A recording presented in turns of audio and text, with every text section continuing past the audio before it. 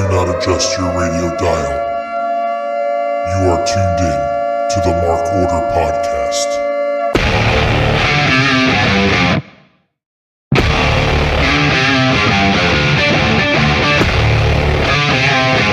Join the Mark Order.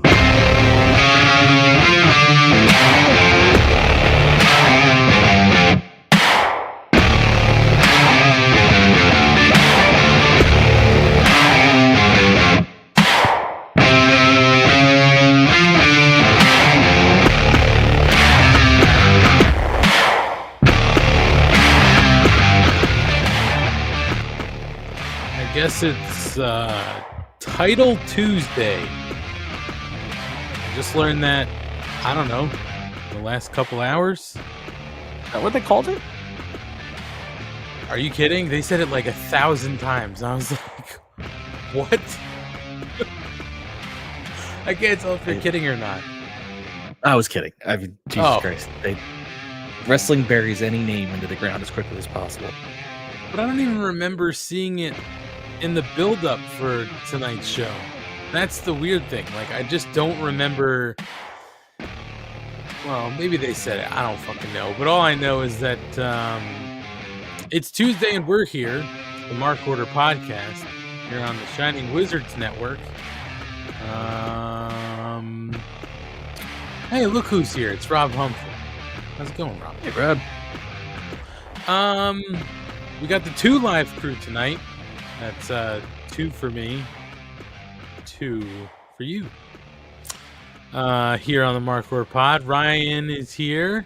Ryan and the boys. I felt Dalton Castle deserved a little recognition. He had a great night. I mean, I know he didn't win, but still. Dalton Castle does deserve recognition. And if it wasn't so hot in this office / studio, I would be wearing my Dalton Castle crew neck sweater because I got it for like, I don't know, honestly, I want to say $10 on sale at the Ring of Honor Final Battle show we went to. It was glorious. Feels weird that he would sell a crew neck because I associate him more with shirtless. Well, of course. But I think it was supposed to be like a Christmas sweater, you know, like supposed to look like an ugly Christmas sweater. And it sort of fits that mold. But it just was like, how can I not, right? It's just his face on a crew neck sweatshirt. So, fantastic. Also, yeah, I mean, but it's too hot. Also, they had the Peacock fans. You know, like they had the feather fans at the same event. So I bought, I think, one or two of those for Mrs. Money. She's a Dalton fan. Those I would have enjoyed because they're funny. Yeah, they're fun. So Schlong, how's it going? Missed you last week. Yeah, couldn't be here, and I'm going well. Don't think I'm ignoring you. I am literally checking for Hangman updates. Make sure nothing comes out in the few minutes because that does seem to be a thing. Yeah, but I'm good. How about yourself? No complaints. No complaints. It's quite an evening for baseball for the two of us, right? You've got the Phils out in San Diego. I've turned off the TV because I was like, there's just no way I'd be able to even if Kate had been here or Matt had been here, I probably would have left the TV on because you could have done a show where I only gave sporadic comments. But when we agreed to go to Tuesday, the schedule had not been released yet. I did not know this would be their first game. Well, it wasn't even. I don't even know if it had been decided at that point. It wasn't. That's what I mean. So like, I had no idea that, and I would never be like, I'm one of those fans who wouldn't be like, well, the first championship game could be that night. I would never jinx it like that. So, well, the other thing too is it's game 1, right? Like, I had a game 5 today, and that was painful because it was supposed to be last night. And then it started while I was at work. I was actually at work today. I wasn't just here at home. So, I'm trying to listen while I'm doing other stuff and trying to get out. And then I got to get in, the subway and there's no signal in the subway, so I have to make it through till we get back above ground to find out, like, are we still winning? Thankfully, they pulled it out. But They tried everything to get that game in last night. I'll tell you this much. I've been at Yankee Stadium in that position before, not in a playoff game, obviously, but I've been at Yankee Stadium when they've decided to try to wait it out and have been there for a couple hours and then they decide to call it. Especially in a playoff atmosphere, I'm surprised there wasn't some sort of riot because, I think I had heard that in Atlanta when it happened with Phil's the last round, Atlanta gave half off, I think, on food and non-alcoholic beverages for their fans who were hanging out during the rain delay because they waited hours until that game got played. Apparently, at Yankee Stadium, that's not a thing. You don't do half price food and drinks that are non-alcoholic drinks. And clearly, you pay for parking. You're not getting it back. So you're just out all that money. Kind of sucks. Yeah. I mean, the thing I will say is, I think the only reason there wasn't a riot is based on, and you'll be able to confirm this or deny this because you're a Yankees fan. Kate is the only other Yankees fan that I really know. She seemed to be okay with it because of the pitching rotation for the Yankees. It would have given your guy another day's rest to make it like more of his natural start. I mean, I guess that's sort of what wound up happening. But to be honest, I just wanted it out of the way last night. I didn't want to Oh wait yeah, I till mean, plus the travel that. day. So now they have to play tomorrow. So, and it's a because 2 Houston games team. for you guys got delayed. Yeah, they had 2 rainouts this series. So it really almost came back to bite us. So I say us like I'm out there playing, by the way, because that's what I do, I guess. But yeah, that was a good afternoon for me. It looks like you're on the way to a good evening. And we had wrestling on a Tuesday, so that was fun. I Yeah. guess. Well, Unless you're we had wrestling. I mean, other people have wrestling on Tuesdays all the time, but yeah. I'm not normally one of those people. So yeah, I mean, I guess it was a good night unless your last name is Page. We're still oof. now, but it does that does from like at first, I think everyone's first thought is, okay, is this a work? Are they because MJF had disappeared from the box, so you're like, okay, they're setting something up. Very clear, not because it was too No. awkward. It was too, and there's wrestlers now like on Twitter being like Big E's like prayers for Hangman. Like you don't have that for other wrestlers. Don't fall for it. Like they know the signs. I'm hoping. I mean, I don't know what I think. Maybe I don't want to speculate. I'm just hoping it was one of those things where it shook them up in the moment and they're being more cautious than they are required. And that's just me trying to be an optimist because it looked bad. Yeah, I mean, I don't know. We'll definitely dig into it when we talk about Dynamite. It was hard to sort of tell, and I've watched. There's a number of live shots that are out there on Twitter. People who were there, and then there's the TV feed, and it definitely was weird. It definitely gave a weird vibe to the end of the night, but we'll get there. We'll talk about that. So Ryan, besides baseball, anything going on for you? Flyers are 3-0. Yeah, that's right. I guess. Oh, well, yeah. I guess it was a huge. From what I've read, it was a huge Philly sports weekend. So if you're a garbage human, congratulations. This is your time. You can't bring me down. I'm not trying to bring you down. I got an undefeated football team. My baseball teams in the championship league series having beat their division rival to get there after their other division rival lost in the wild card round. Like that's just no matter what. Yeah. I guess you're flying high right now. So Because I know it's going to come crashing down, so I have to enjoy while it's there.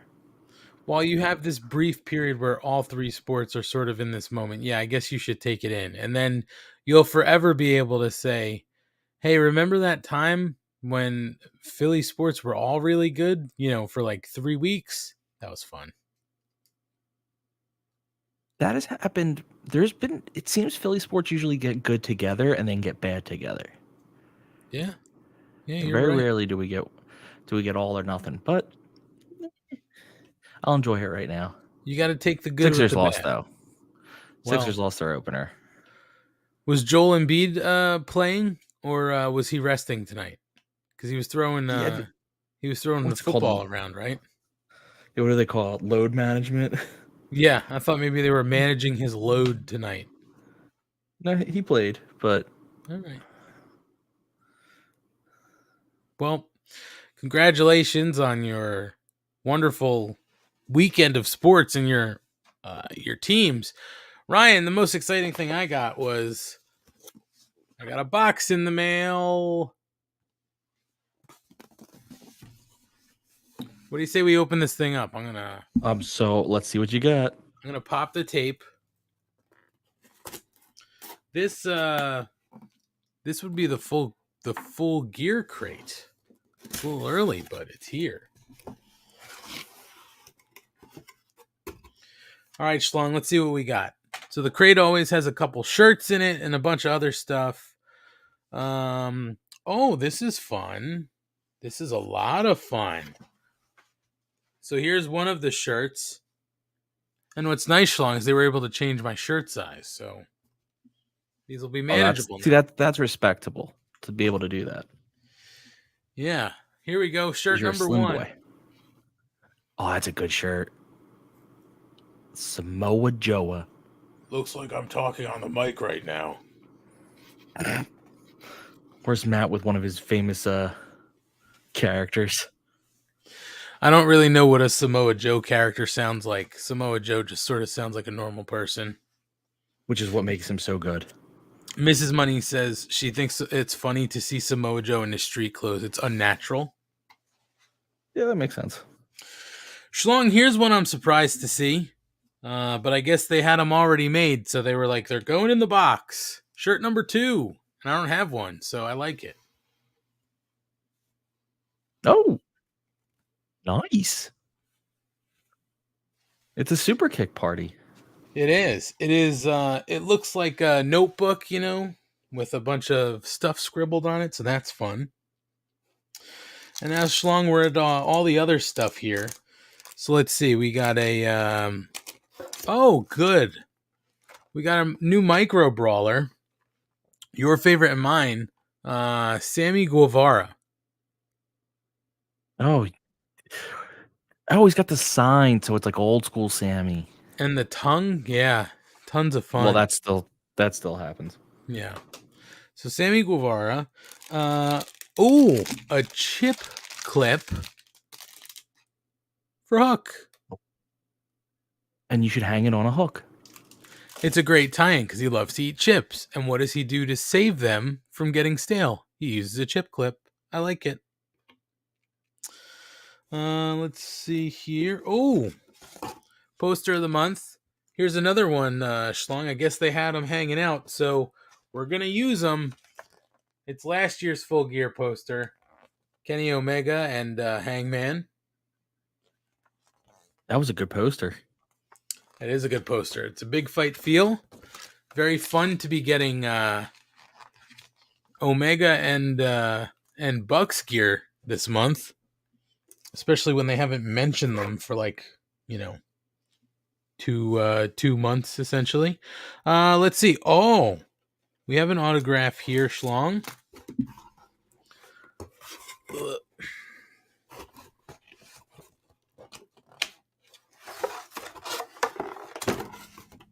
All right, Schlong.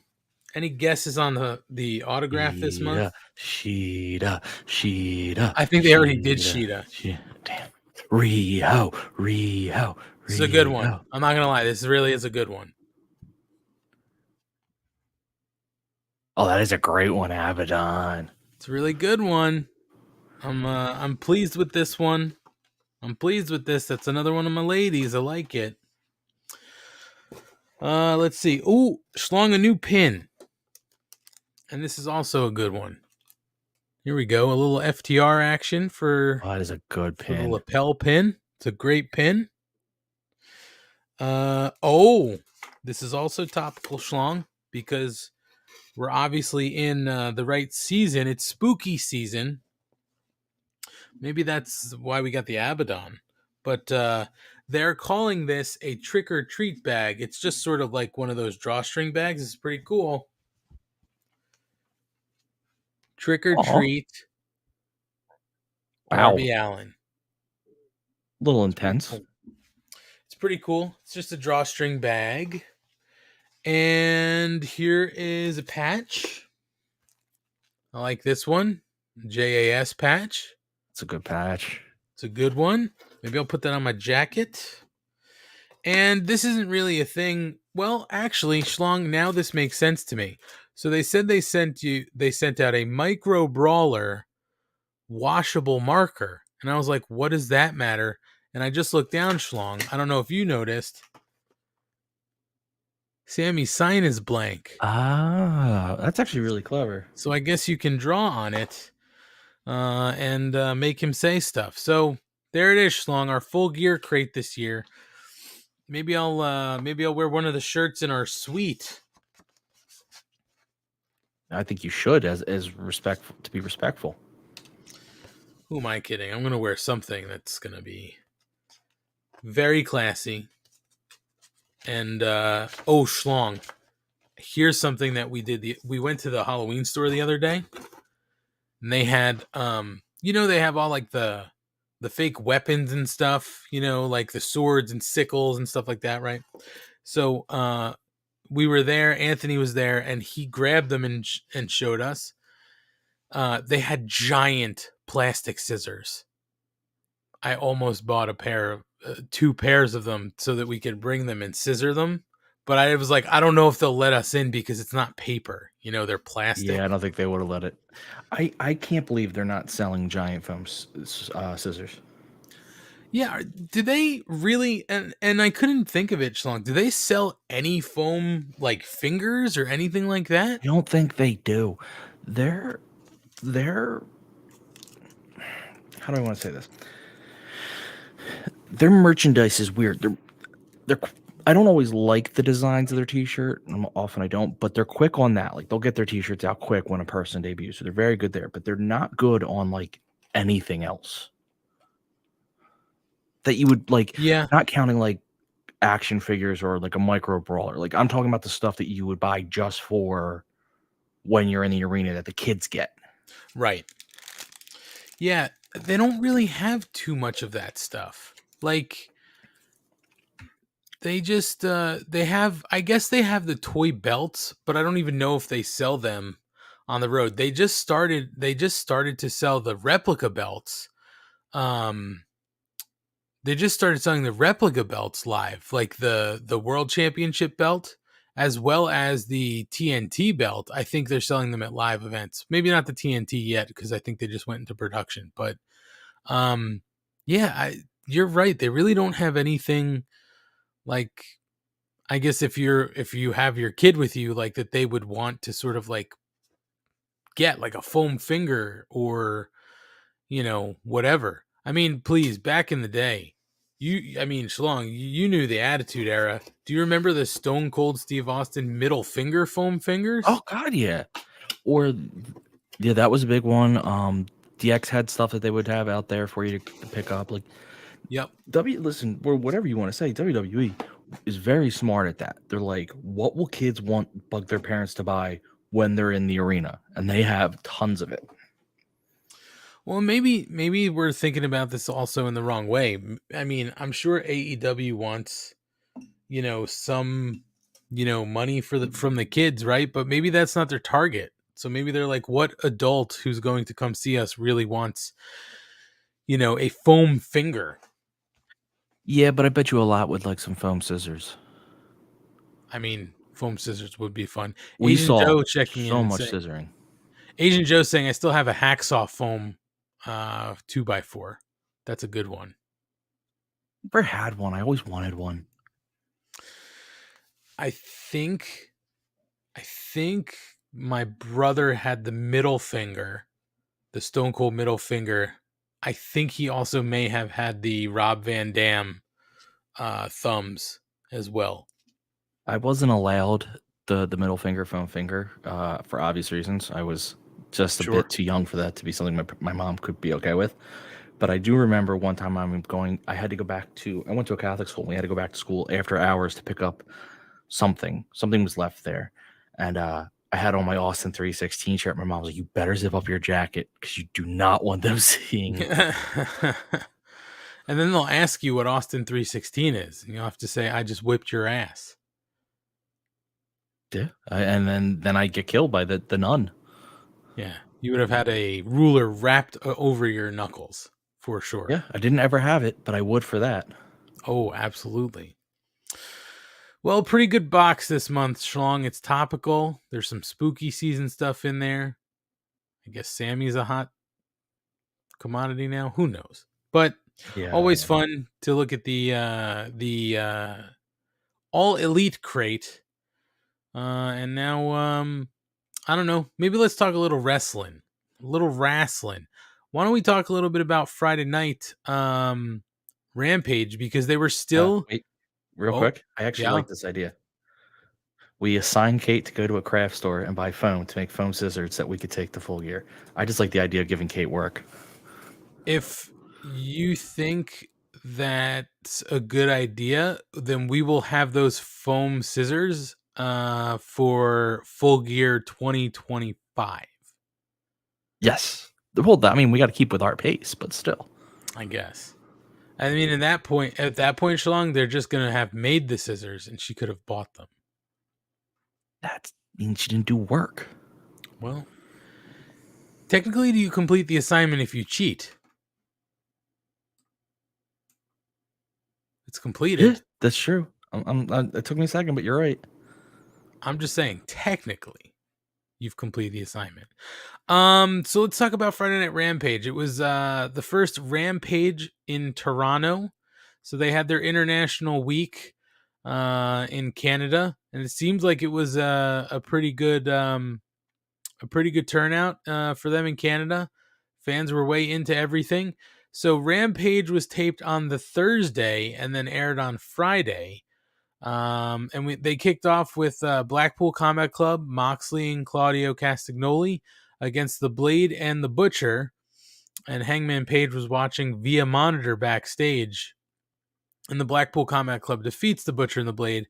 But the amazing thing here, Schlong, is there was such a great reaction for the Butcher and the Blade in Canada. I mean, being from Buffalo, they must have a little bit of a following in Canada. So I thought it was nice. And again, I feel like every time we see Andy the Butcher on TV, he just looks better and better. Like his body's just looking great these days. But I thought it was a fun match. See Moxley in sort of this tag team in a tag team situation. We don't see a whole lot of that. We were at one point, but now seeing him with Claudio, that was pretty fun. Yeah, I mean, I think the Butcher and the Blade are one of them. I think injury has been a big reason because every time I feel like they might have a chance to get going, one of them gets hurt. But they're one of the underused tag teams in the company because deliver really good matches. They're believable. They're tough. When you add the Bunny in, it's a good element because she adds that little bit of crazy that I think helps them stand out. Yeah, and I think she's Canadian, so this was a homecoming for her as well. So yeah, I'm with you. Now listen, we're gonna talk a little later about some Ring of Honor stuff. I think that the Butcher and the Blade would be a good fit for Ring of Honor, and I don't necessarily think it would be a demotion for them. I just think that they could help fill out a tag division there, and also use the work. So it could be a good fit for them. Yeah, I think so. So there was a promo sort of leading into the Hangman Page match tonight by Mox and Claudio. But then we get Renee Paquette, one of the newer members of the team at AEW, interviewing Swerve Strickland backstage, and Swerve is boasting about beating daddy ass and scissoring being banned, but Keith Lee interrupted and he's frustrated that Swerve cheated to win against Daddy Ass, and he says Swerve is swerving into the wrong lane. That was a Schlong level pun, Ryan. And it was done by a genius of a man, so I support it. Indubitably. I'm just interested to see how, this breakup seems to be on the horizon, right? I'm interested to see how they sort of get there. Maybe during a match, Swerve's going to turn on Keith Lee. But can you imagine if they swerve us again, Schlong, and Keith Lee turns on Shane Strickland and Keith Lee turns uber heel? Oh my God. I don't think it's possible because they've set up, like, what do you do with Swerve then? Like, you miss the feud if you have heel versus heel. Sure. But that would be awesome to see it, like an uber heel Keith Lee. Right? Like, it's not going to happen. That's just, I think that's not in the cards, but it would be amazing to see Keith Lee as like a super heel to go even more heel than sort of Swerve. But it'll be fun to see that breakup, and they keep sort of dropping these breadcrumbs for us. So we'll see where that goes. We have the Dark Order backstage. Schlong, this is something I wanted to talk to you about. Dark Order is backstage being interviewed, and Jose the assistant jumps in, setting up a match between Ten and Roosh, and Stu Grayson makes a cameo to join the stablemates at the end of the segment. So Schlong, a lot of people, I think, thought that this meant Stu Grayson is back for good. I believe it was a one-night cameo. But who knows, because they're still promoting him as a member of the Dark Order and some of the indie stuff he's doing. The Dark Order of Stu Grayson and Evil Uno are fighting whoever. So I don't know what's going on there, but it was great to see Stu Grayson back on TV with the Dark Order. Was it not, just even for a minute? I cannot express how happy I was when Stu Grayson's hand showed up. I refuse to accept that this is a one-off. You're probably right, but I refuse to accept it because I want so badly for Stu to be back. So I'm not going to accept that until it's official again. And even then, I'm going to say you're lying to me. But this moment, it was a good feel-good moment. And just in case anybody's curious, what's his name? Jose the assistant was on, I don't remember which Dark it was, but it had to be Dark because I don't listen to Elevation. I listen to the Wizards. But anyway, he was on and he was talking about their issue, what they wanted with 10. And they had two good points. One that I think he actually sold the story better than they had been doing for a while.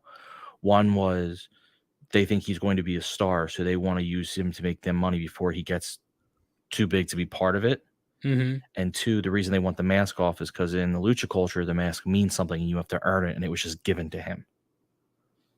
So I was like, that's actually I like that. That's some good storytelling. Yeah, I like that. Listen, it'll be interesting to see sort of where they go with it. I do think we need something to happen with the Dark Order. So if this is a way to sort of start something between, something longer between the Dark Order and the, family office, whoever's family office it is now, Roosh or Andrade. But I guess we're not saying his name right now. We'll see. But that's a great sort of story behind the mask and stuff like that. So I think that's a lot of fun. Let's see. We do go to the Jericho Appreciation Society in the ring, and Schlong, my favorite part of this is Daddy Magic talking about how hard his nipples are, or what makes his nipples hard. And then Garcia, explains the betrayal of Danielson. He's over his rebellious phase. He's learned about guts and fighting spirit from Danielson, but Jericho's title shot to the head taught him how to win. And he realized that sports entertainers beat pro wrestlers every single time. He'll never be a pro wrestler. He is a sports entertainer. And then Jericho starts talking about how he's going to take out every Ring of Honor champion or every former Ring of Honor champion, and that's what prompts Dalton Castle and the boys to come out. And he's willing to break his back again to take the title away from Jericho. And that's when they set up the match for tonight. So I thought that was a fun segment. And it also, I think, sort of closed the loop on this whole Danielson story, right, Schlong? Like, and I think it was an acceptable answer as to why he sort of did a heel turn at the end. You know, he went heel, face, heel pretty quickly there. And I accept what they set up, right? Like, it makes sense. Like, you know, hey, Jericho's shot woke me up. You know, sports entertainers win, pro wrestlers don't. So I liked it. Yeah, I mean, yeah, I think at least, unless they re-swerve us again, though I think we all kind of saw the Garcia swerve coming because it's a trope that AEW likes. But I do like that he kind of, at least for right now, shut the door on it. And I'll talk about it, Dynamite, like where they went with the story. I'm going to preempt your news and notes probably, but I don't care. Like that they're having Jericho go through all the past ROH champions. Mm-hmm. I don't know who his last one's going to be, but what I like about that is Tony Khan came out and was like, yeah, we're going to have the pay-per-view in December, and then we're going to have TV in 2023. That's the plan. So it's that's, to me, it feels like very much like they're setting up a first big feud of like whoever comes in is defending old ROH against Jericho and his minions. And I'm excited for whoever that ends up being. Yeah, I think we had talked about sort of like why would you do this with Jericho, right? And sort of what can it lead to? And I still think whatever they decide to do, the belt has to come off Jericho at the first TV show for Ring of Honor, right? Because you have to sort of give something big there. Maybe you do it at a pay-per-view, but in theory, you could do it in the December one if you're ready for like if your TV is scheduled and you're like, this, but you have like, I mean, we're still in October, so it's not like you have to yet, but you want to start laying that down now. Like, who's it going to be? Who's the big? Yeah. But you're right. That I do think. By the way, the Phillies won, so I'm a happy boy. I do think that that does feel like a first TV thing because it would be a kick in the ass for the ROH's TV. Yeah, I just don't know who it's going to be, right? Like when you look at sort of who it could be, you know, he already fought Danielson. He just fought Dalton. You know, C Mid Punk is hurt, right? And maybe out of this company. You know, there's a number of other people they could sort of throw out there. Samoa Joe is the TV champion, so he'd have to sort of lose that title, right? Or I don't think they'd want him to hold both. But, you know, it'll be interesting to see sort of where they go with who that first, sort of winner of the title taking it off the Ocho will be. But I like the way they set up Dalton Castle for tonight, and we'll talk about that coming up. There was a pre-tape promo for Tony Storm and Shida. The match tonight, we'll talk about that in a little bit. Schlong, something I know you're really into at the moment, that Nyla Rose TBS championship deal. She defeated Anna Jay. She had Jade Cargill's belt in her possession. And after the match, Vicky Guerrero holds up a 1-0 sign to mock Jade Cargill's undefeated record. And then Jade and the baddies come out looking to get her belt back and get some revenge, but security intervenes and Jade is able to beat up security, but Nyla uses that time to run away with the title still in her possession.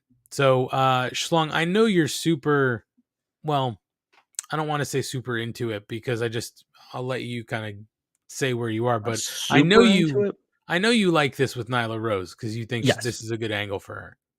So I want to say super, but I hated at least the first moments of her stealing the belt. I'm not a belt stealing gimmick guy. Like that usually doesn't work for me. But she is killing it because she's very funny. You know, it makes her graphic of her being 1-0. She's the stuff she's saying on Twitter, the way she just ran was really funny, and I like her doing it. It's letting her be showing her real personality within the confines of being a heel and on TV. It's the first time I think they've given her a chance to shine that way. Usually she has to play the monster who's just going to occasionally get a funny joke in. Now they're like, hey, let's give you a chance to actually be entertaining. And I think she's nailing this for a thing that I usually hate. I think she's doing a very good job. Yeah, I mean, I don't love it. It gives her a chance to show off her personality, especially on social, right? She's very good on Twitter, Nyla Rose is. But I'm not into it because I don't like the belt stealing gimmick. And I almost feel like it's a farce that they would actually have a match for the belt, right? And it's not her belt.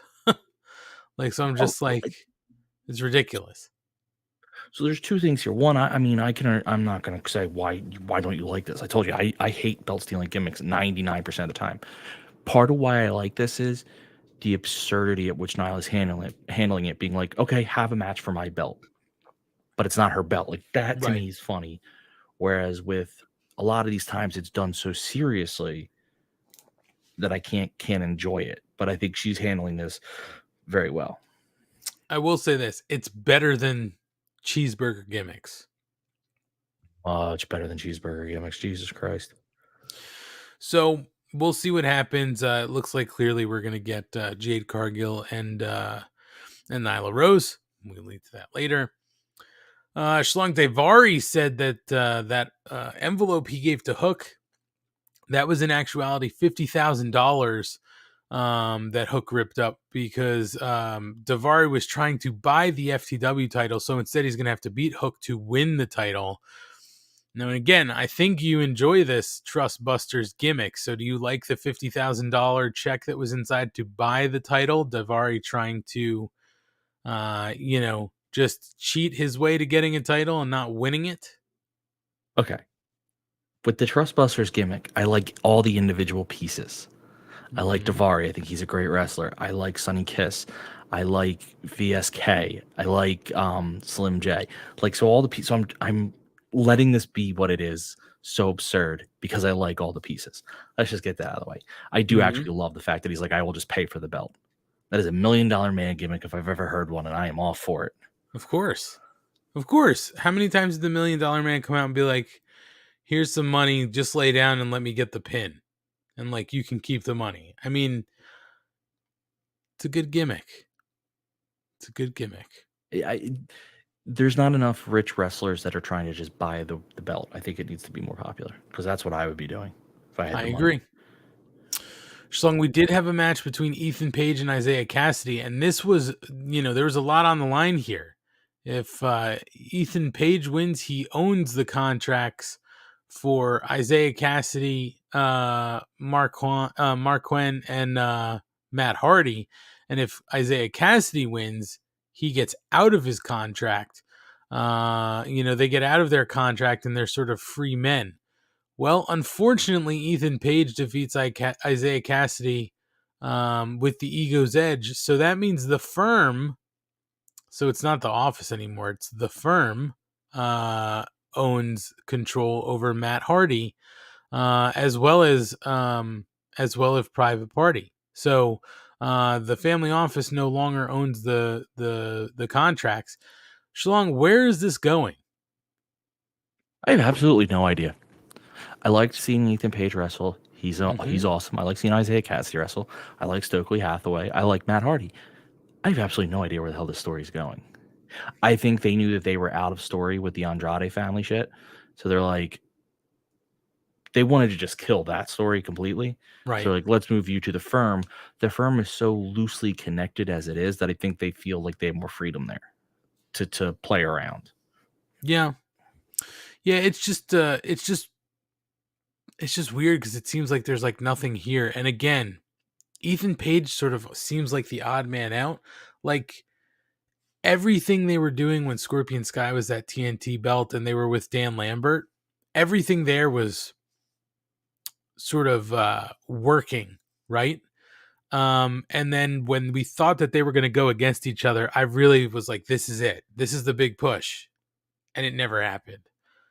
So I'm hoping they really do something here with Ethan Page, because dude needs to be in the ring more and on TV in front of people. He's great. Yeah, he's one of the most talented people they have on that roster, and they don't use him nearly as much as they should. So and they also led to the Best Friends in Orange Cassidy challenging Death Triangle for trios titles on Title Tuesday. So we saw that tonight. We're going to talk about that. And then it was time for the main event. Mark Henry interviewed Sean Spears, FTR, and the Embassy ahead of the main event trios match, which FTR and Sean Spears won. They were able to defeat the Embassy. And then post-match Schlong is where things got really exciting. Maria Kanellis, Matt Taven, and Mike Bennett come out after the match. And Maria takes the mic and says FTR call themselves top guys, but they've never fought against the Kingdom. And she introduces them to the real top guys, Matt Taven and Mike Bennett. She says they're the Kingdom and the Embassy, they were the Kingdom, and the Embassy is able to attack FTR from behind. The Kingdom run into the ring. They join the beatdown, but then Samoa Joe and Wardlow are able to come to the ring and run the guys off. And that's the end of the show. So, Schlong, the interesting thing here is the turn of getting the Kingdom in at the end of this. The interesting thing to me is all of their contracts just expired with Impact. The rumors were that the E was going to make a push to sign these three. So nothing that I've They seen. haven't even lost the Impact belt yet, as far as I know. That's right. I don't think they have, unless it's taped, right? It might be taped, but it hasn't aired. Right. But nothing has officially been said about where they are. So I don't believe they're officially there. But Schlong, if there is any way for anybody to stay, I mean, I like Taven. Taven's okay. I think they would just slide him back into Ring of Honor, but they need to hopefully just have something to lock in Maria Kanellis for a period of time, because I think she overall would help the women's division in AEW, but certainly Ring of Honor, because again, we sound like, a broken record here, but she was apparently really instrumental in the women's tournament right before Ring of Honor was bought, closed up shop and then was bought by Tony Khan.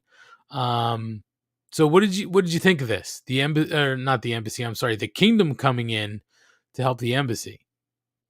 The match was fun. I like kind of Sean Spears just kind of blowing off the question of why are you good with these guys now? He's like, yeah, I did a lot of bad things. I got to make it right for that. I'm like, all right, Yep. I'm okay with it. I don't need a lot. He's bringing back that perfect 10 gimmick, and I'm okay with it. He was one of my favorite things at the end of that Wardlow MJF storyline. Like the way he was doing his shit was just so good. The match was fun. The afterwards, listen, I will never pretend to be a big ROH guy in the sense of I enjoy whatever I've seen of it, but I don't know the history enough to be a Kingdom guy.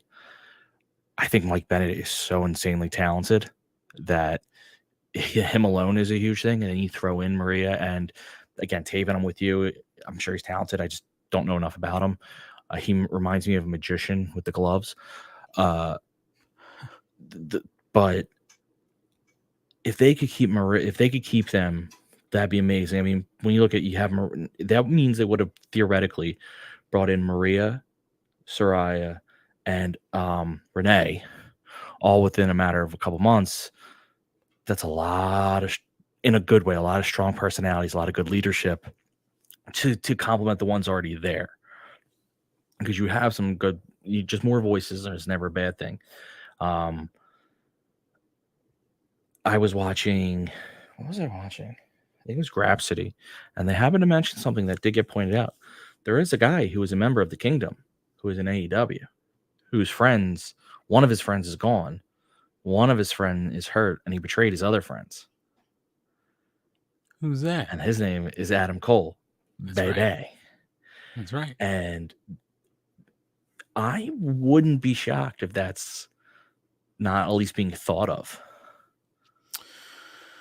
Well, what's sort of weird is what's going on with Adam Cole, right? Because I feel like the rumor mill on Adam Cole is sort of all over the place. It's like he's either, I feel like depending on what you look at and what you read, you'll see one of two things. He's either close to coming back or he's never coming back. That's it. This was too big of an injury to come back from. Like, we can't mess with the concussions. So I, I don't know. I really wish we had a clear picture on what's going on with Adam Cole, but there's a lot of parts, a lot of moving parts in AEW now with this Kingdom coming in that really could be interesting. And again, I think that they could help bolster Ring of Honor. And the timing again here is not necessarily lost on me. You know what I mean? Like Jericho's got the title, they're bringing in, they have the embassy sort of on television. They start to bring in the Kingdom. They say maybe we're going to do, we want to do one more pay-per-view and then start up weekly television. Like it's not all lost on me. It's just interesting. I'm with you because that's immediately what I thought about with Maria Kanellis. You've essentially, if you sign Maria Kanellis to anything, you've taken Saraya, which the E couldn't believe they let her go when they let her go, and it seemed like they didn't ever want her wrestling again. They never wanted to clear her. You take Renee, who the E wanted to bring back, and she said no thanks. And then you would take Maria Kanellis, who the rumors were they really wanted to try to sign now that her Impact deal was done. And maybe they will, because I don't think anything has been stated with any of them. They're freshly, sort of free agents. So it would be interesting if they can sign Maria Kanellis. I really think they need to. The only reason I think Maria Kanellis might not go to WWE is because she has that her own promotion, the Women's Wrestling Army, or I forget if that's and something like that. Yeah. Now under Hunter, I don't know how that changes. I don't know if he's more open to that, being like, yeah, you can run that. I don't care. Or I don't know if they'll be like, yeah, that's a conflict. We don't want you doing that. Whereas we know, or we take AEW, a cut of it. Yes. Whereas we know with AEW, they don't care. They right. Let, you have Mission Pro, you have a bunch of other stuff out there. So that would be my only question of, because she is so instrumental in that right now. It's not like when Kevin of the Shining Wizards boys. Oh yes, the major figure, the major figure guys, when they would go back, like because what's his name, Brian Myers is big part Creative Pro and all that. It's not like when he goes to WWE or somewhere. There's so many other people involved that he doesn't need to be integral. She is the whole thing right now. So that's the only reason I wonder if WWE might not be on her radar. But I could be, but money is money. She's got kids. So if either one of them comes offering the right price, you're going to take it. Absolutely. Well, it'll be interesting to see what happens with the Kingdom. And then Schlong, this is sort of a post note after the show went off the air, the cameras were still rolling, so you can actually see Sean Spears sort of sent the crowd home happy and added a few words. He basically addressed sort of where he's been and what's been going on.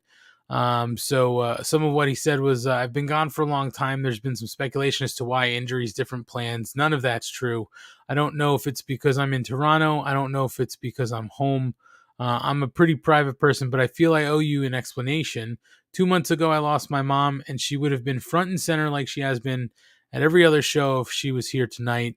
But that woman is a perfect 10 in every way, shape, and form. 2 blessings came out of that. Number 1 is we had time to say everything we ever wanted to say to make her feel as loved as she possibly could.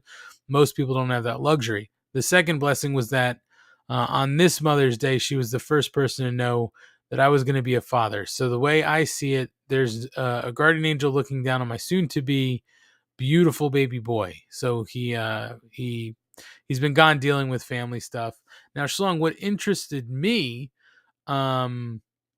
was it sort of he didn't really say like if he was back or if maybe this was like like a one shot for now and maybe we'll see sort of what happens. So I don't know. I mean, listen, it's good to know that it wasn't, well, we're taking him at his word, right? He's saying it wasn't injuries and it wasn't lack of stories, things like that. You'd have to believe that he's taking care of his mom, his mother's dying, right? That's going to cause him to be away from work. Yeah. Yeah, but it's just, it was weird. I didn't get a vibe because I watched it. I didn't get a vibe of like, hey, this is me. I'm back, and now we're off to the races. It sort of to me seemed like, let's see where this goes, and I'll see you again at some point. So I don't know. I mean, listen, I like Sean Spears. I think he's a good wrestler. I think that what he was doing at certain times in this company was very good. The whole thing he was doing with Tully and the glove, loved it. The loaded glove, that was great.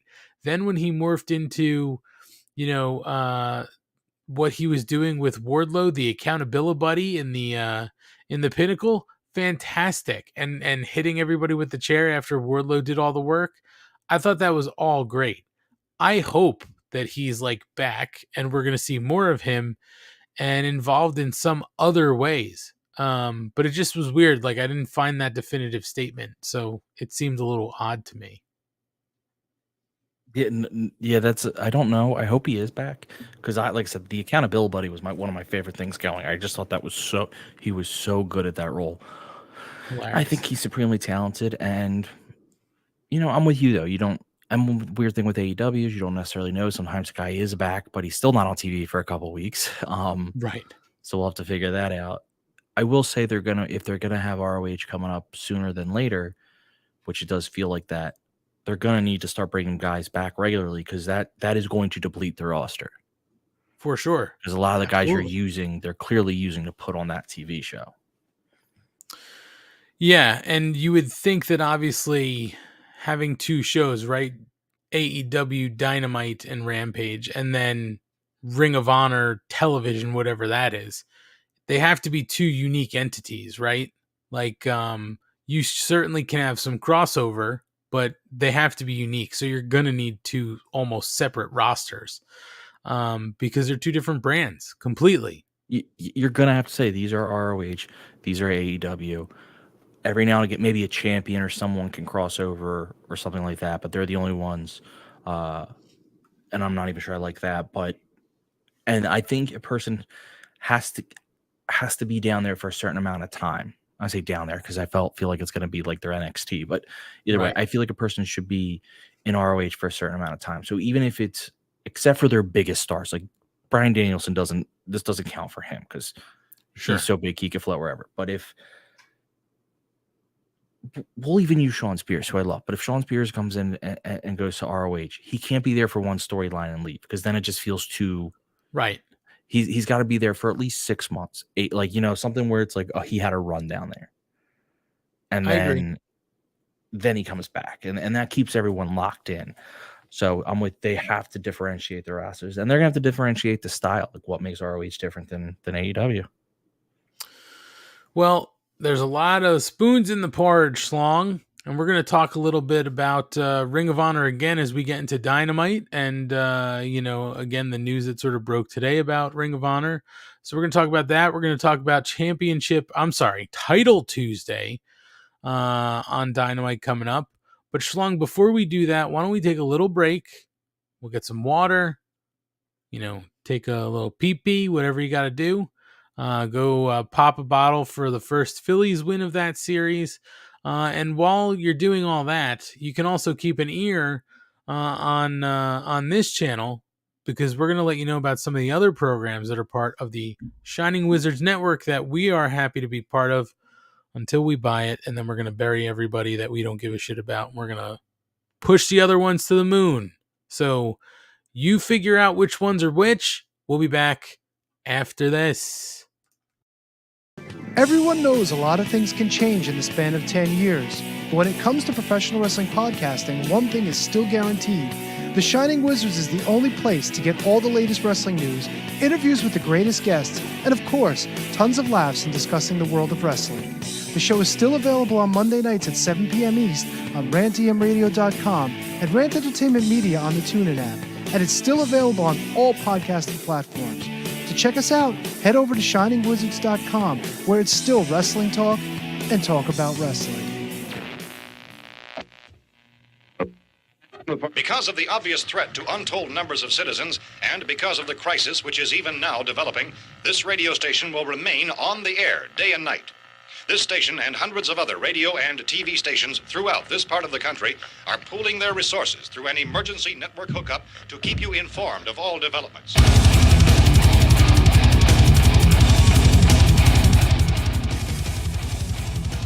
Horns up, everyone. One on the Shining Wizards Network. Be sure every Friday to check out Radioactive Metal. Radioactive Metal is one of the longest running podcasts on the interweb. And every week we bring you a fist full of metal, including interviews with all your favorite artists, discuss all the metal news, and feature the best tunes on the air today. So grab a Lemmy, join your cool Uncle Snowy and co-host Aaron in the pit. Your recognized symbol of excellence in sports entertainment broadcasting from the current to the way back. Join the impact player Phil Rea and the Portuguese Man of War Choppy for the Turnbuckle Throwbacks Wrestling Podcast, live every week on rantemradio.com. Get all our episodes over at iTunes, Stitcher, TuneIn, Audio Boom, Google Play, ShiningWizardsNetwork.com, and TurnbuckleThrowbacks.com.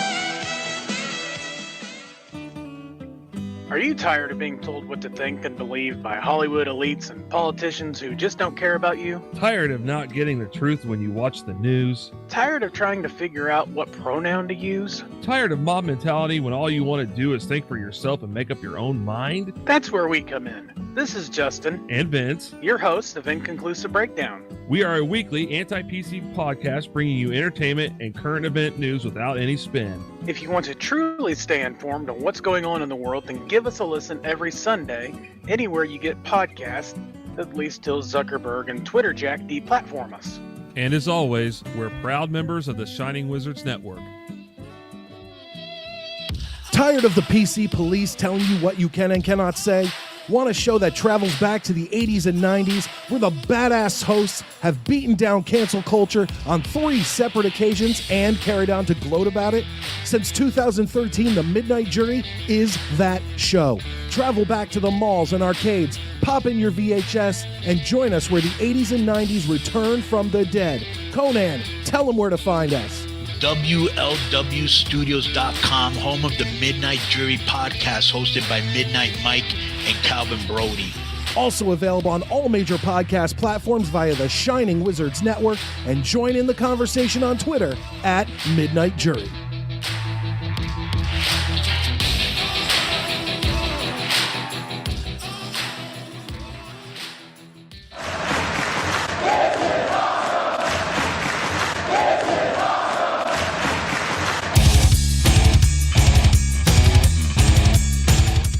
What's up, wrestling fans? You want something awesome?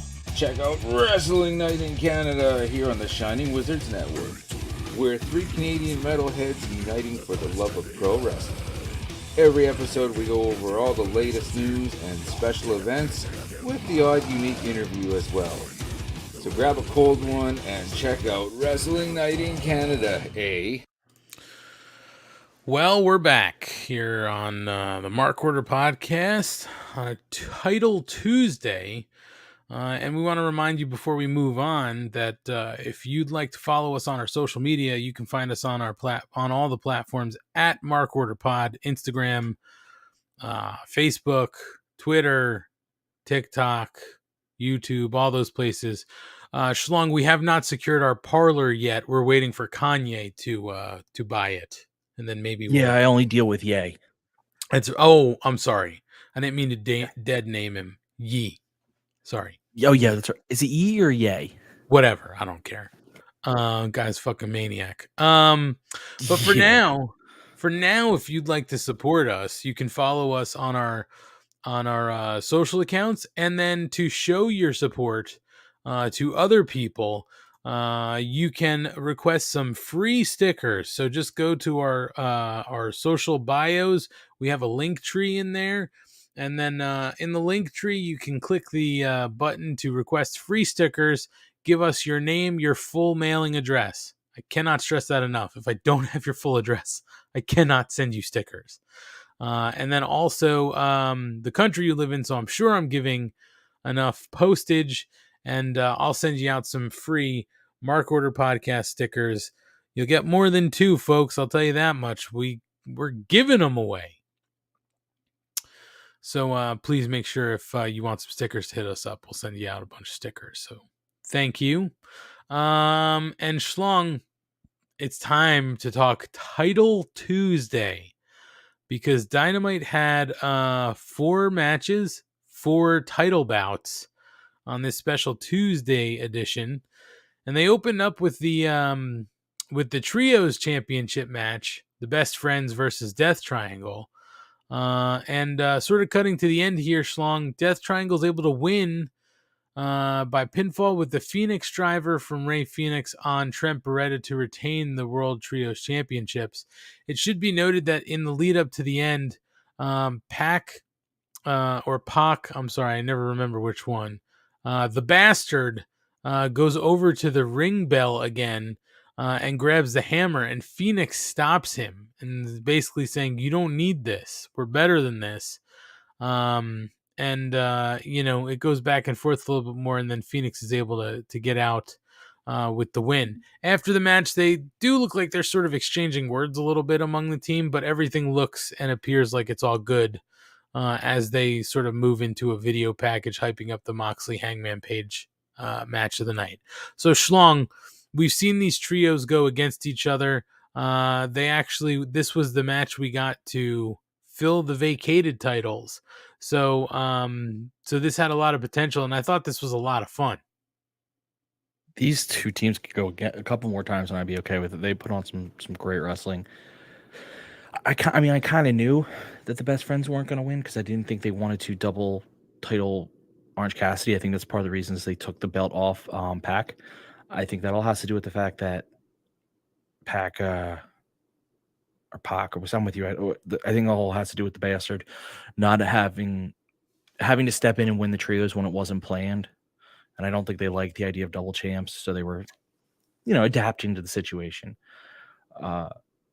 Match was amazing. I love the moment of confrontation. I don't know what that's going to mean, if they're going to split them up or what, but they've been running together for a while. So if they did, it's not the end of the world. If they don't, still okay with it. I will say, first mention of the Elite we've had in quite some time. Good point. Yes, they did mention that the titles were vacated by the Elite. And I thought the same thing, Schlong. I said it to Mrs. Money on the Couch. Oh, they actually said it. So I don't know what that means, but maybe we're getting close to the end here. So I don't know. But yes, Schlong, I picked that up too. Sorry, I failed to mention it. Sorry, it was one of the most popular topics I saw out there that was the first time since the incident that they've been mentioned, and Punk got mentioned in ROH thing, or at least visible or something. So they're clearly the legalities of that might be winding itself down, which I'm really hopeful for because I want them back. I am seeing Gordon Post put a comment that he agrees with Shivani about Orange Cassidy having the most unique way to carry the belt.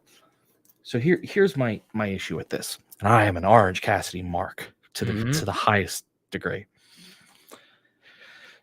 Carrying a book bag is the same thing as carrying a belt. You're still carrying something. What has it saved you? And it's not like he used to come to the ring with 6 things, and now he can come to the ring with 1 thing. All he's bringing down is just 1 thing. I don't understand what it saves him. I don't know. That's a good point. I don't know. I'm an Orange Cassidy mark, and that still was like, hey, I don't understand it. Well, he's still just supremely cool. That's, I think, all that really matters. Yeah, well, he is the coolest. He's very cool. But it was a great opener. Sorry? Cooler than Matt and Tony. Well, come on. Matt just doesn't like fun, and Tony's just old. So Orange Cassidy is way cooler than both of them. You're right.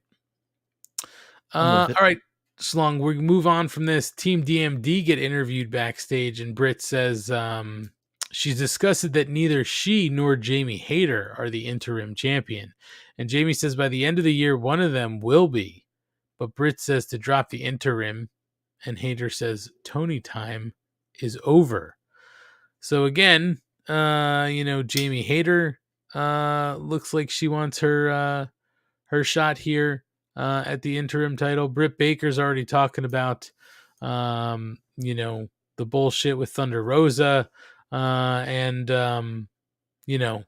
we're lining something up here. So this does lead into our match with Shida and Toni Storm. Schlong, you want to comment on the backstage interview before we move on, or nothing really to state? Nothing. It was good. Just what they do. Yep. The most interesting part of this, Schlong, was we actually saw the ladies on TV before 9:00. So again, shocking. I was very confused. I was like, wait a minute, something doesn't meet up. Am I in Central Time? Because I thought I was an hour behind. The ladies were on at 8:30. Shida versus Toni Storm for the interim AEW's World Championship was next. And coming to the end of that match, Toni Storm wins by pinfall with Storm Zero to retain the Women's World Championship. Post-match, Jamie Hayter and Rebel attack Toni Storm. And after a small delay, Britt Baker is introduced. She comes out in her Pittsburgh shirt, which gets the Cincinnati fans all riled up. And as she's making her way to the ring, Saraya is there to even the odds. She tackles Britt, is able to wail on her a little bit with punches, and then she throws her over the barricade.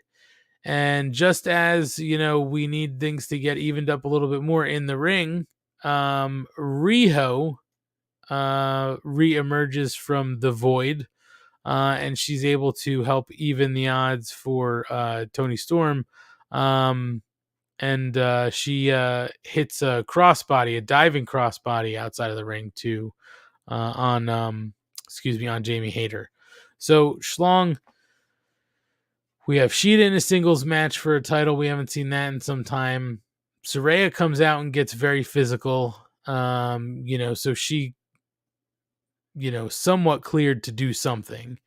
And then Riho, who I don't know when the last time I saw Riho was, but I could use more time without seeing her, comes back, and it seems like she's part of the picture. What'd you think about this whole thing? So the match was amazing. I think the match was as good as you could hope for. Those two delivered. Good story throughout the match. I don't think they rely. How do I want to say this? Sometimes when friend goes against friend, they rely on that trope, and I don't feel like they did that for this. Mm-hmm. So it was a really good match. I think they showed out and shows why these two were put in that position. I know you're not a huge Shida fan, but she is a good wrestler. What an arrogant heel move to have his separate entrance after your goons have attacked. That cracked me. I was like, that is brilliant to be like, all right, my goons have attacked, and now you announce me. And in a Pittsburgh jersey. Yes. Truthfully, I forgot about Saraya. So I'm like, who's gonna come and save? Like, I'm like, I forgot about it. And then all of a sudden, and that's because she's still new and hasn't wrestled in how long. So seeing her come out and go right to attack, I'm like, okay, yeah, she's cleared. And then Riho, listen, I know you don't like Riho, but she got a cheer. She got a huge cheer when she came out. She's fucking can't stand Riho. Fans love her, so I'm glad. They look like they're re-strengthening this division in a bunch of different ways. So I was excited for all of it.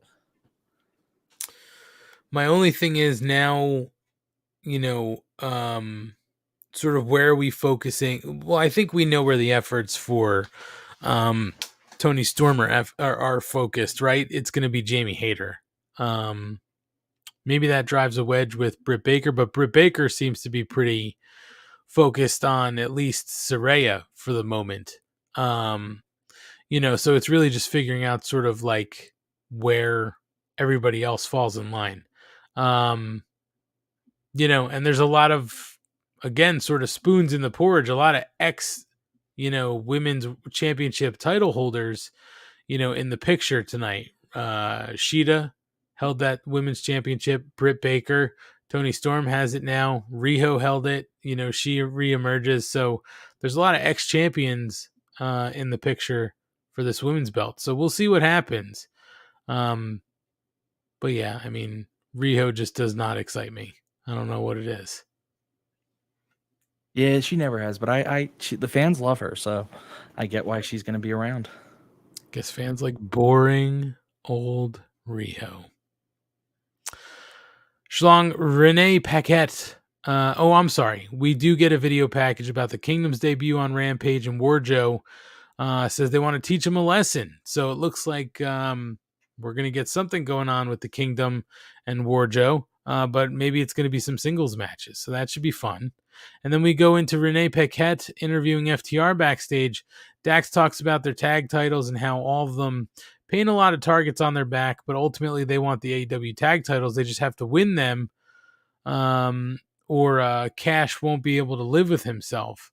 And that's when Swerve in Our Glory rolls up, and they're snacking on something, and Shane Strickland berates FTR for prioritizing other companies after months of being contenders. And Lee blows up, saying for once he agrees and they deserve a shot at reclaiming their titles. And FTR challenges Swerve in Our Glory to a number one contenders match next week. And Keith Lee accepts simply by stating, indubitably. And we indubitably. So Schlong, a couple segments here. Does the Kingdom and Warjo thing excite you? And also, what about FTR and Swerve in Our Glory number one contender match? Okay, so I am excited for Warjo and the Kingdom, even though I do want the TNT title to be more of the focus on singles things, but that's a whole different discussion. And FTR versus Swerve in Our Glory is going to be fucking amazing. That should be a lot of fun.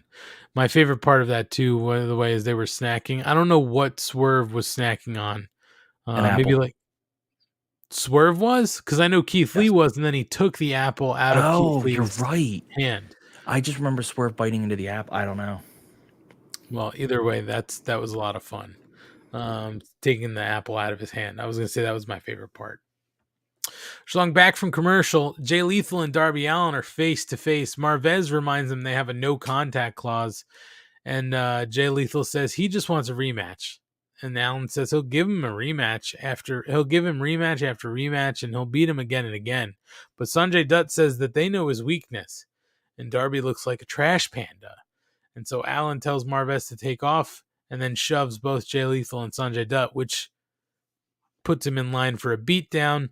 So the heels are able to throw him into a partially open garage door, and then they close it on his ribs or his abdomen, putting boots to him, and then Jay Lethal gets him in a figure 4 leg lock underneath the door. So that kind of sets that segment up. Now, Schlong, here's my question to you. What is Darby's weakness? I'm going to say it's that he's 5'7", 135 pounds. So you're going with physical weakness. I think they're if I'm going to actually give a serious answer, I don't know where they're going with it. I have no idea. Part of me is like, where was Sting? Like there's a whole lot you could go there.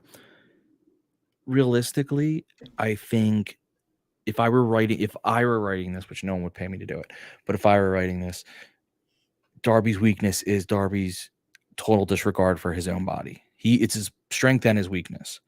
But if you can trick Darby into continuing to do things to himself, so long as you avoid the damage, he's done all the work for you.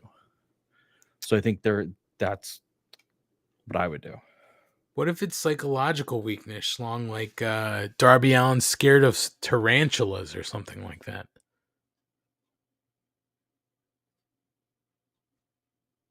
I don't know why that's making me laugh, but that'd be really funny. Totally out of left. Darby Allin, we know your weakness. It's this spider. Yeah, it's spiders. Ugh. Or worms, just something stupid. That would be fun. Let's see. We go into William Regal being interviewed in the ring about the Blackpool Combat Club's title matches, and that's when MJF interrupts. Before he can get more than 3 words out, Regal gets his brass knuckles out, and MJF tells him he can put him away.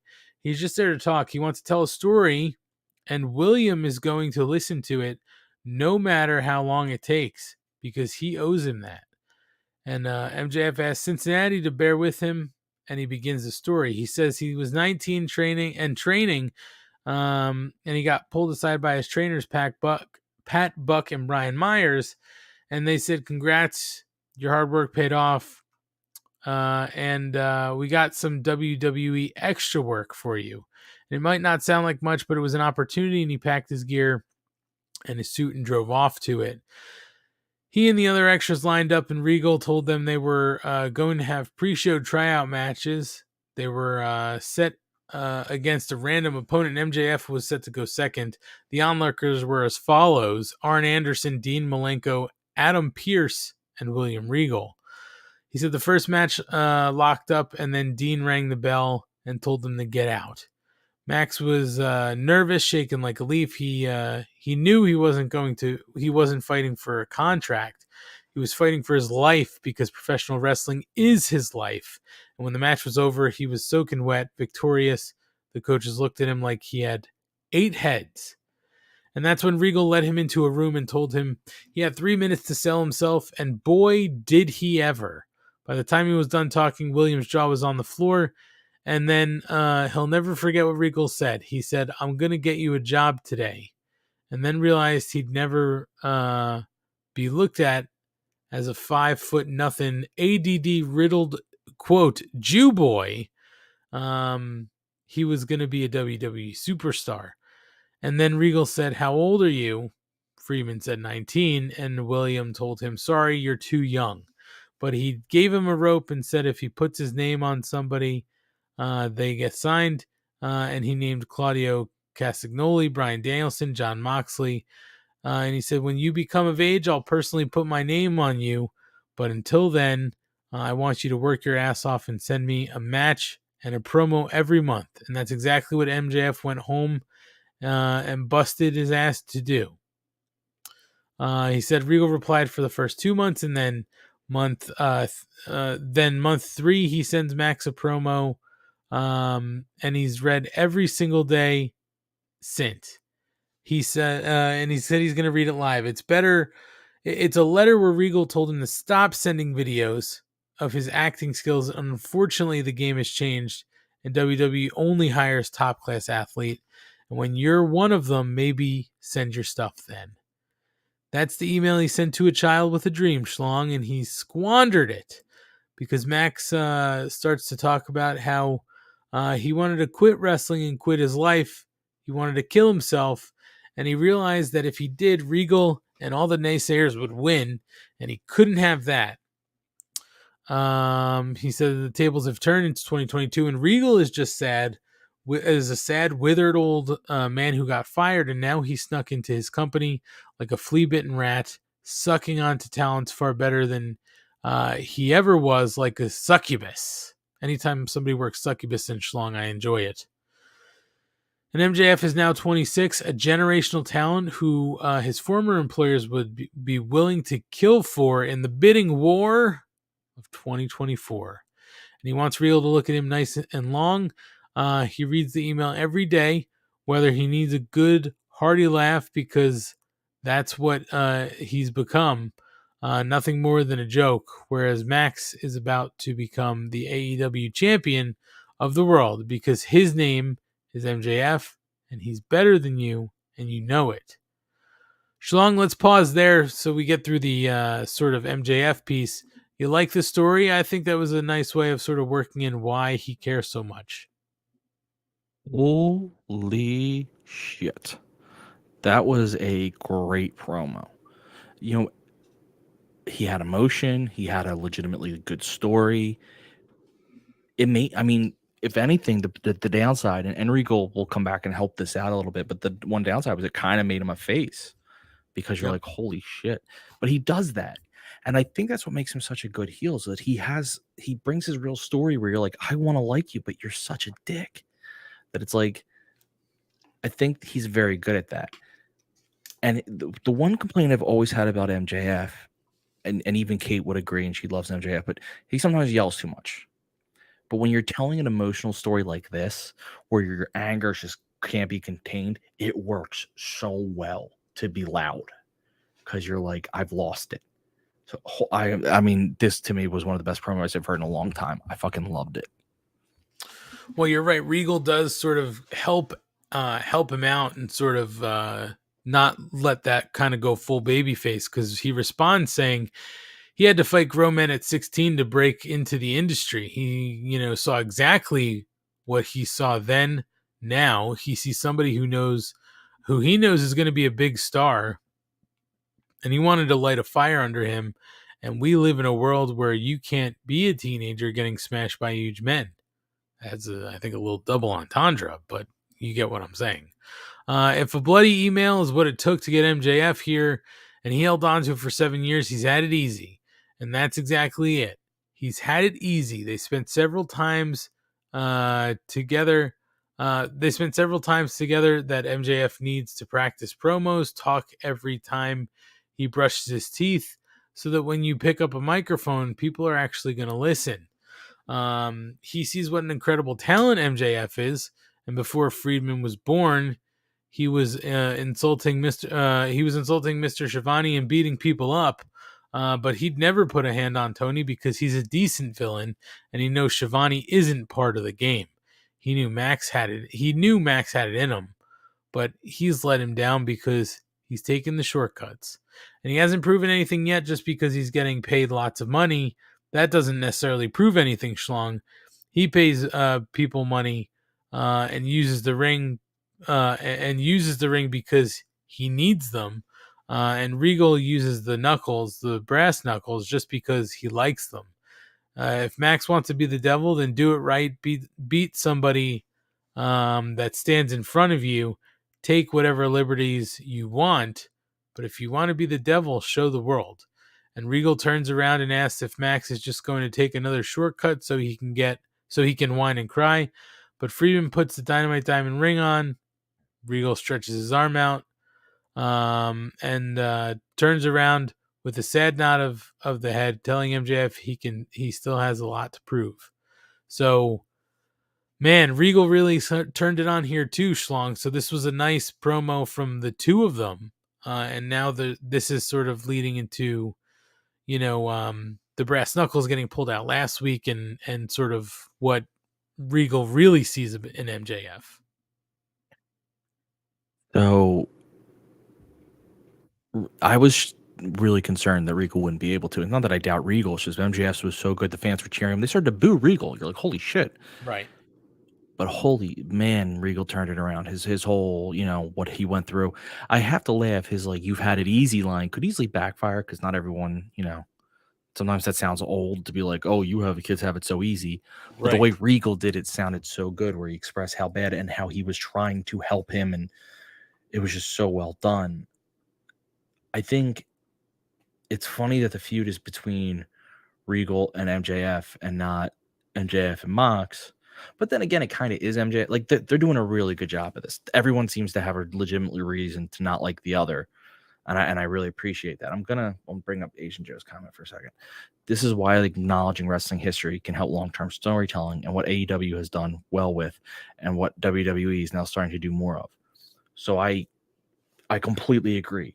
When it felt like wrestling is its own MCU. It's its own cinematic universe. Everyone knows what happens in it. Everyone follows story to story to story.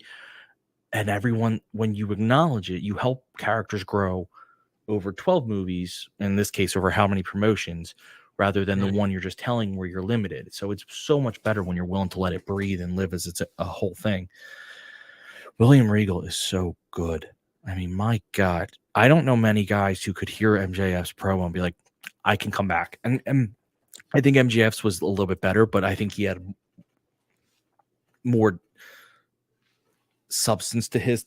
I think he was given the better thing to talk about. But the fact that Regal was able to do anything with it just shows what a talent he is.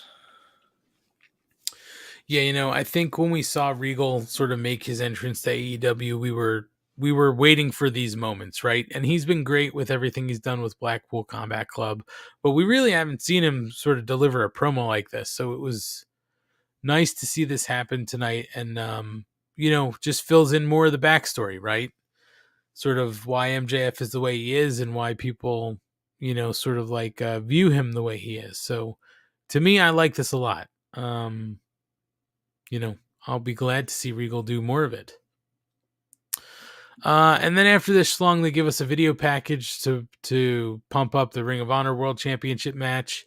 And then the Acclaim get interviewed and talk about Mark Sterling trademarking scissoring out from underneath them, and talk up their title versus trademark match on Friday Night Rampage. So looking forward to that. Back from the commercial, Renee Paquette interviews the American Dragon, Bryan Danielson, and Wheeler Yuta. Danielson says he had high hopes for Garcia. Not so much for being the next American Dragon, but that he could be the next great technical wrestler. Yuta is holding back and says he and Claudio saw Garcia coming from a mile away, and he was clearly using Danielson to get what he and Chris Jericho want, and he thought when he bled for BCC that meant something. It means something to Mox and it means something to Claudio, but he shouldn't have met his hero because it clearly doesn't mean anything to Danielson, and that's when he storms off.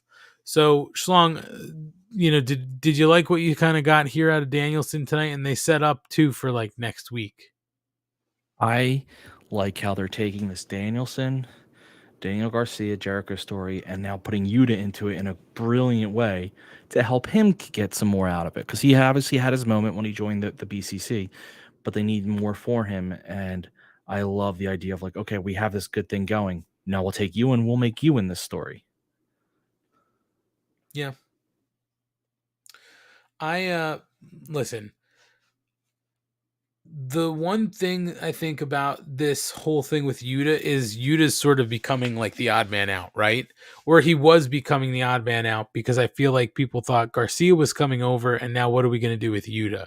So now I feel like they're just trying to, figure out where Yuta belongs again. But I don't mind this because what they're sort of setting up, all of it makes sense, right? To me, from like somebody you were sort of like trying to get to come into your group who then turns on you, right? So now you got to sort of pivot that. I think this all makes sense. I like it, and it's setting up some good matches for the rest of the week. Schlong, we get to our Ring of Honor World Championship match, Jericho versus Dalton Castle. Let's cut to the end here, Schlong. Jericho wins by pinfall with the Judas effect to retain the Ring of Honor World Championship. Post-match, Jericho cuts a promo with the Jericho Appreciation Society on the stage. He said he was going to desecrate the legacy, of Ring of Honor, and he is. Ring of Honor championships or champions out. Ring of Honor announcers done. Even Ring of Honor commentators 2.0 grab Ian Riccaboni, but Jerry Lynn runs down and takes the title from Jericho. Chris kicks him, tombstone pile driver on the World Championship, and then we get a video package from Christian Cage talking shit on Jungle Boy. So what do you think about this Jericho match? I thought it was highly entertaining, and I think Dalton Castle deserves any time he gets in a high profile match on television, sort of showing what he can do. The match was really good. We were talking about, I love Dalton Castle. There's a reason I have him and the boys behind me. And I'm not an ROH fan from long ago, but when I went a couple times and saw him, he was one of those guys that got your attention instantly because he has so much charisma when he walks out there. His act doesn't feel cheesy. It doesn't feel cheap. It doesn't feel lame. It's very good. And he's hilarious. His thing on Rampage of "you silly goose." I can't even do it like he does it. You silly goose. But he's the best at being flamboyant, but not crossing that weird territory where you're like, are you almost insulting what you're trying to do here? Right. And he's a really good wrestler. I mean, that let's not knock him on that. This was a great match. This was a lot of fun. I know people aren't really thrilled with Jericho all the time, but I think Jericho has been doing great things lately for a while now. And then the aftermatch. Oh, poor Jerry Lynn. What did he ever do? I was like, I didn't see Jerry Lynn taking the beating. I was like, who's going to save Riccaboni? Because they're not going to hurt Riccaboni. Right. So I was like, so who's coming to make the save? I didn't see Jerry Lynn, but I love it because again, to me, it's setting up the story. Jericho's trying to destroy ROH. So who's going to be ROH's savior? Now, Asian Joe said it earlier, and I meant to bring it up, but we were already gone. Mm-hmm. Might be a place for Gresham to come back. Maybe they settle their differences, and because he would be the ultimate defender of ROH. Yeah. He's the foundation, right? Yeah. So I mean, it's a thought. I liked Asian Joe's thought there. You know, I mean, because unfortunately to me is if I were doing this and there was no drama in the world and no one was hurt, because you're going to see where I'm going, the guy to come back is Punk. Like he would be the ROH guy. Right. But you can't, one, he's hurt. Two, the drama, you can't do it. So I'm trying to look at who's next. And Gresham seems to me to be the only one who hasn't already lost to Jericho that fits that bill. Yeah, you just would have to hope that they settled everything and that things are sort of copacetic on both sides. You know what I mean? But I don't hate that idea. I really don't. Yeah. All right, Schlong, let's see. After the commercial, the baddies are looking for Nyla Rose and shrug off an interview with Renee. But they walk up to Jade Cargill and Renee follows along. Jade says she's going to demand her belt back on Friday night and tells Tony Khan that if we don't, or if he doesn't make sure she shows, she's going to hijack the show. So yeah, I mean, we're just setting up this sort of like, stolen title storyline, and it looks like Friday night we're going to get maybe something figured out. Yep. Let's see. And then we're into our main event of the night, Schlong. So we got a little bit to talk about here. Hangman Adam Page versus Moxley, and Hangman attacks Moxley during his entrance and brawls with him out on the floor with a straight suplex. Page hits a moonsault off the balcony, and we go to a break. So now we're sort of at the match. And Schlong, we're going to cut to the finish here because I want to sort of talk about it. We talked about it a little bit before, but Moxley wins by pinfall with a referee stoppage to retain the AEW World Championship. So Schlong, what everybody's trying to figure out is what happened, right? Basically what happened is Mox hit a huge lariat on Page, and he went down and looked like he went out. Paul Turner checked on Page. He called in for the doc, for Doc Sampson, and then the decision was made that Hangman's not really moving. I mean, he's moving, but he's not really moving. So they carted him off the field. Now, Schlong off the field, out of the ring, excuse me. So Schlong, what I kind of said was, well, this definitely isn't fake, is because they put him apparently on a board, but they also loosened the bottom rope to get him out. And they wouldn't do that, in my opinion, unless, there was a real emergency or things were like way, sort of like off where things were supposed to be when somebody was really hurt. So I don't think that this was fake in any way. And I know a lot of people were kind of saying it's a work and blah blah blah, but to me this all looked very real. What do you think? I mean, it's clearly real. I don't even think that's up for debate anymore. What I've been checking on almost all night is just to see any updates, because you're kind of hoping for someone to come out and be like, hey, he's fine or whatever. It looks like on the lariat, when he rotated, he slammed his head into the mat. He just over-rotated. He has, so from what I've seen a couple of sources out there, I think Mike Johnson, if I think is the PW Insider, Fightful, a couple put out there that he was checked out in the back for a concussion and then now he's been sent to a hospital for further evaluation. Not a great sign, also not a bad sign either. Like, I'm not trying to, it's what I would have expected. You know, guy, if you end the match because a guy's in that situation, send him to the hospital whether you think he's fine or not. Like, let him get the full analysis. It seems concussions are weird because it's better than in a neck injury, I think. But at the same point, a concussion can be really bad and fuck you up for life. So, like, you really got to hope that it's one of those that just in the moment was worse than it ends up being. But you can't, I'm hoping the story comes, and this is me just hoping, this isn't anything, that the story comes out that they did a lot of this out of precaution. Yeah, obviously he was down, but they probably could have done something, but they didn't risk it because we go back to we can go to football in Miami with the Tua, and they should have taken. I want everyone to be precautions with head injuries, neck injuries, anything up like that level or up.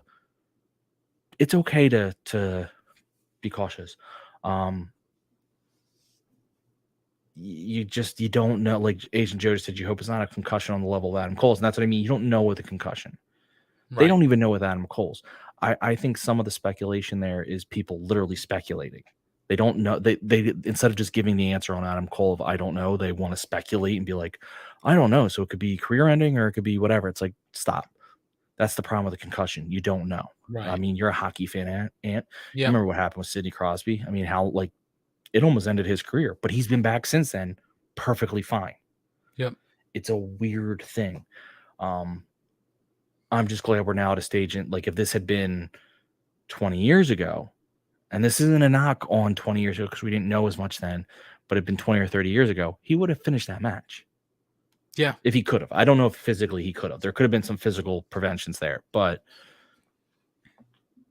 it's scary. What's scary is the amount of wrestlers. I mean, even MJF put out their prayers for Hangman. Like, that's what's scary. The amount of wrestlers online being like prayers for Hangman. Never a good sign. No. I mean, again, there's video out there. You can go on Twitter and find, videos from the crowd. It didn't look like he was moving all that much, but you just hope everything's fine. And this was, again, like we talked about it, protocol for concussion and all that kind of stuff. Now, post-match, this is where things get messy because they called this match very early. So they sort of have to pivot with what they're doing. So I know that,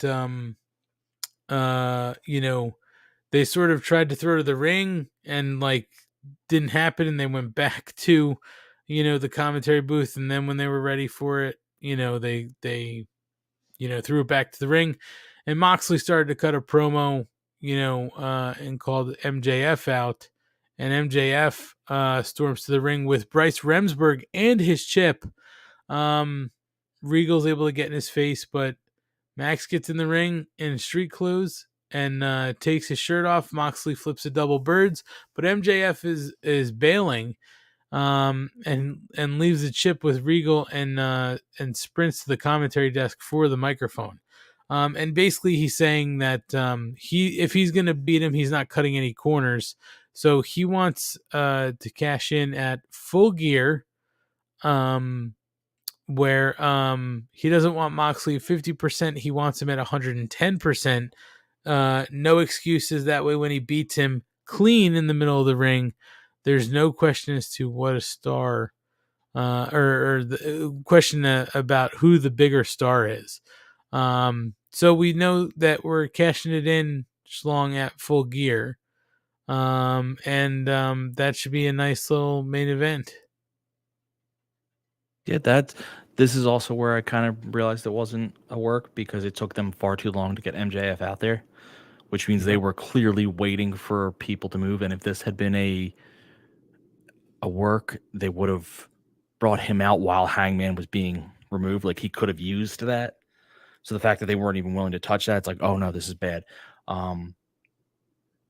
I also think it means that they didn't plan on having this interaction. So give them both credit for how, like, I think what they plan on having was the match ends closer to 10 o'clock. MJF comes out, grabs the mic real quick and says, I'm not fighting you now. I'll see you at Full Gear. Something like that, like real quick. I don't think they planned on having it with that much time. So they give them both credit. But I'm very excited for the match. Obviously, the match is going to be great. Yeah, it just does go sort of against like what a heel would do, right? Like a heel, you feel like, especially at someone like MJF's level, they're going to take whatever advantage, excuse me, whatever advantage they could get. So cashing in at Full Gear, letting them know sort of place and time, seems like an odd choice, but we'll see. I'm excited for the match. And that was the end of Dynamite, folks. That's where we end. So we end sort of on a weird note because nobody knows what's going on with Adam Page, but we'll keep an eye out there. All right, Schlong, some other news and notes before we wrap this up. Let me see here. Sorry, I lost my spot. Tony Storm was in an interview with Bleacher Report, and she basically alluded to the fact that beating Thunder Rosa is a huge priority for her in as the interim world champ. She said, "My first thing to do would be to beat Thunder Rosa and stop this interim nonsense. That's all because that's kind of what's been bothering me. I think that's been bothering a lot of people." Because she's still calling herself AEW Women's World Champion, and I'm the only one here every week doing it for work. So it seems like there's still sort of like this weird issue with Thunder Rosa, huh, Schlong? Yeah, which means maybe she's coming back soon. Yeah, I don't think you start this if she's not. Yeah, that's what I'm feeling too. Yeah, for sure. We did find out about Ring of Honor. Schlong said Ring of Honor sort of Tony Khan was asked, what's going on, and as Schlong said, we'll have news on we'll have great news soon about Ring of Honor weekly television shows. The success of Death Before Dishonor on pay-per-view has ensured there will be more Ring of Honor pay-per-views. So for $68, or however much, you could go and plunk your money down to see the new pay-per-view. But my guess, Schlong, is that this last pay-per-view they're doing for 2022 will probably be Final Battle of some sort, because I think it always took place at the end. I think that's what they called it. Okay, perfect. And then he also said the goal is to have one more, follow up the great pay-per-view with a weekly show in 2023. No details on that, but it sounds like more are coming, so stay tuned. Schlong, this is all good to me, again, with everybody showing up and the interest in,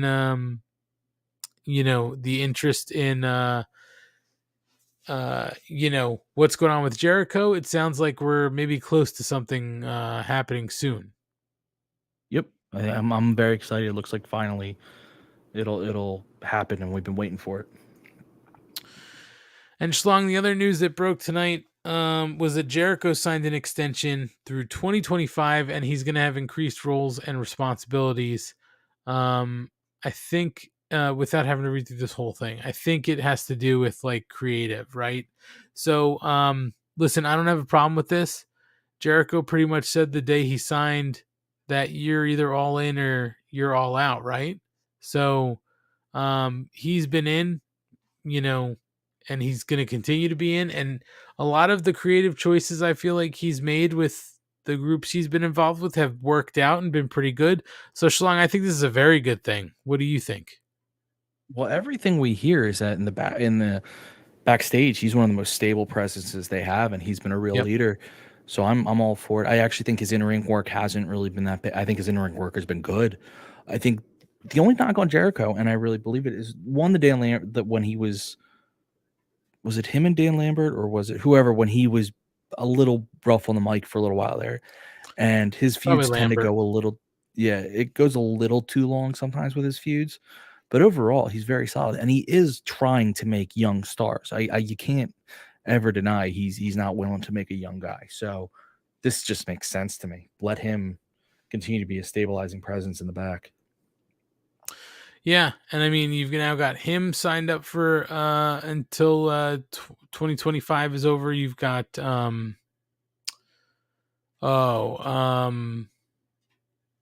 Schlong. We talked about it I think last week. I can't remember, but you've got Moxley signed up for an extended period of time. So things are continuing to look up for AEW / Ring of Honor. And that's it, Schlong. Those are all the news and notes I have, unless there's something you want to talk about for news and notes. Nope. They did the latest update on Hangman. He's at the hospital. He's stable and responsive. Okay. Well, that's all good, because I also don't think they can afford to lose another talent like Hangman for an extended period of time. I think you need Hangman around. I'm with you. All right, Schlong. Why don't we wrap this up? It's been a snug episode of the Mark Order podcast. You know what, Schlong? We're just plugging you and me tonight. We're the only ones here. We don't have any commitment issues. We don't brawl backstage after our shows. So why don't you tell the people where you are when you're not here on the Mark Order podcast? On Mondays and Tuesdays, you can find me live tweeting Dark and Elevation at Mark Order Pod. I'm on the Twitter. You could interact with me there the rest of the week. Just don't be a dick. And so Schlong, and good night. Boom. There you go. I'm here every Wednesday night on the Mark Order podcast. When I'm not here, I'm telling you that you can go follow us at Mark Order Pod on all our socials: Twitter, Instagram, Facebook, YouTube at Mark Order Pod. And be sure to click the link tree in our profile. One, you can request free stickers right here. All you got to do is give us your full name, mailing address, and the country you live in, so we're sure you're getting them wherever you live. And then the other thing, too, is thank you to everybody who watched along tonight. I know it wasn't a huge crowd because it's a different night, but we appreciate you guys sitting and paying attention, to what we're doing on a Tuesday and not the normal Wednesday. If you're listening in podcast form, we appreciate you too. But you should certainly try to give us a watch. Doesn't have to be live. Everything lives on our YouTube page, as we have sort of all the archives kind of set up as well. So give it a shot. A lot of fun stuff in the archives, or try watching us live one of these nights. And Schlong, that's it. I got nothing else. All I know is that next week we are back on Wednesday night after Dynamite's normal viewing. And maybe we'll have Kate back next week. Schlong, I don't know if you know this. She did the commentary this past weekend for the wrestling. She said she worked in Yowza Yowza in the pre-show match, and of course it wasn't taped. So there's no proof. So I don't believe it. She gets half credit until the next show, and then she's going to use Yowza Yowza again. That's all we can do. We want it to be her catchphrase now. Yowza Yowza. Yowza Yowza. Tune in to the Mark Order podcast next Wednesday night, where we'll bring you mystery, intrigue, violence, sex. Well, if you want sex, go to episode 69, right, Schlong? That was that's the best chance you have for that one. Oof. All right, Schlong, always fun to do a 2 live crew version of this show.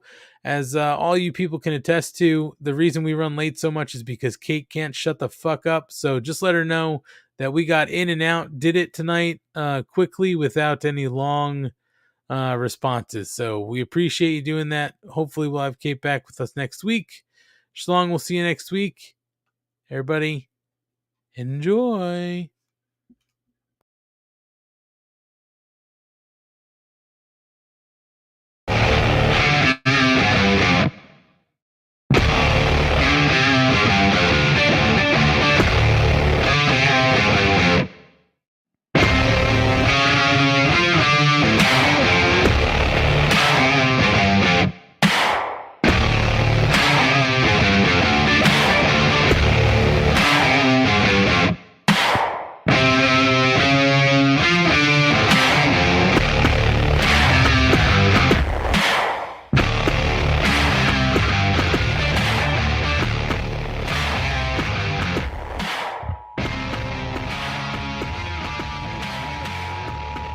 This concludes the Mark Order podcast. We now return you to your regularly scheduled programming. Join the Mark Order.